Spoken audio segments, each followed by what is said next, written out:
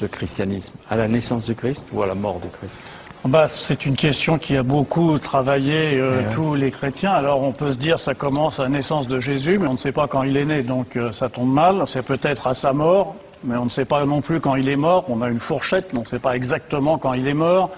On peut se dire que c'est au moment où Paul va vers... D'accord, mais 15 ans d'études, vous avez la réponse? Non, parce qu'il n'y a évidemment pas une réponse. On peut pas. Si on désigne une date, la date, elle est forcément un point de vue, je dirais, dogmatique. On peut choisir dogmatiquement de dire ça commence là. En réalité, ça ne commence pas là. Ça commence. Est-ce que ça commence au moment où Constantin adhère au christianisme ou quand Théodose en fait la religion officielle et obligatoire de l'Empire? On ne sait pas. Vous savez, moi, je pense qu'il y a une vraie rupture, c'est vrai, entre à partir du moment où ça devient la religion officielle de l'Empire. D'ailleurs, il y a une chose très intéressante, c'est de voir que l'histoire chrétienne s'est quand même beaucoup nourrie de son martyrologe. Or, qu'est-ce que constatent tous les historiens? Il y a eu finalement assez peu de martyrs du temps des empereurs païens, enfin beaucoup moins que on l'a raconté ensuite, mais il y en a eu beaucoup plus à partir du moment où on est devenu la religion officielle et où de religion persécutée, on est devenu persécutrice. Alors là, il y a une rupture très forte et on a beaucoup cité la phrase célèbre d'Alfred Loisy qui disait « Jésus annonçait le royaume et c'est l'Église qui est venue ». Eh bien oui, la séparation entre les deux n'est pas simplement une coupure, je pense que c'est vraiment un gouffre. Et vous dites le christianisme devient romain alors qu'il était jusque-là plus oriental qu'occidental. Et vous montrez qu'il y a 16 surprises qu'aurait Jésus s'il revenait sur Terre. Il y en a quelques-unes, il serait surpris. Oh non, mais il serait surpris de beaucoup de choses. D'abord, la première chose dont il serait surpris, c'est simplement que le monde existe encore. Puisque pour Jésus, il attendait, comme tous ceux de son temps, la fin des temps pour ceux de sa génération. Mon royaume n'est pas de ce monde. Il paraît qu'il n'a pas dit. Non, ça c'est une trouvaille extraordinaire de l'auteur de l'Évangile selon Jean. Il ne reconnaissait pas Jérusalem. Ah non, puisque Jérusalem a été romanisée après la défaite de 135.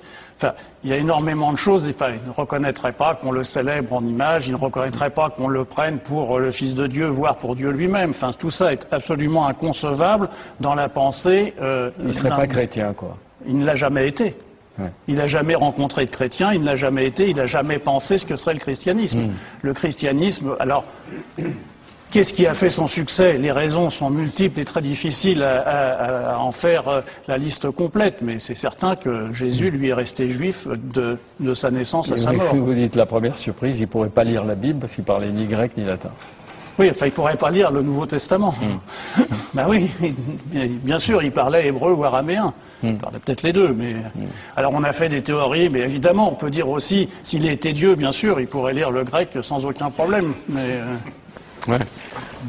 Vous dites, ce qui est assez extraordinaire, c'est qu'on peut faire les mêmes réflexions et les mêmes interrogations sur Homère. Oui, et en fait, ça n'a pas empêché la pensée homérique d'exister et le poème homérique d'être fondateur. Bien entendu. Et comme vous savez, Homère n'a probablement pas existé, on ne sait pas exactement où il était, comment il est né. Il est devenu, dites-vous, la matière d'une histoire sidérante, celle d'un être humain qui vit, meurt et ressuscite. Celle d'un homme ordinaire, humilié, torturé, assassiné, qui s'avérera être le Fils de Dieu, puis l'incarnation de Dieu, Dieu lui-même. Oui, c'est le chemin que fera le christianisme, qui finira par reconnaître un individu, et ça sera, à ce moment-là, on passera de Jésus au Christ, c'est-à-dire de la personne historique sur laquelle il n'y a aucun doute, contrairement à Homère. On est certain que Jésus, en tant qu'individu, a existé. Ensuite, on a construit une figure théologique qui est le Christ, qui amènera notamment le premier concile œcuménique à Nicée, où il faudra savoir si le Christ et Dieu sont différents, s'il y a une hiérarchie, on finira par conclure qu'ils sont de même nature. Vous auriez aimé le rencontrer quand même? Ah oui, depuis le temps. Depuis le temps que vous parlez de lui, que vous vivez avec lui. Je pense qu'on s'entendrait très bien. Oui. Vous avez fait pour la télévision et le livre avec Jérôme Prieur, donc un travail exceptionnel pendant 15 ans. Et on va voir à partir du 3 décembre jusqu'au 20, à raison de 2 émissions par semaine, l'Apocalypse. 4 par semaine, 2 le mercredi, 2 le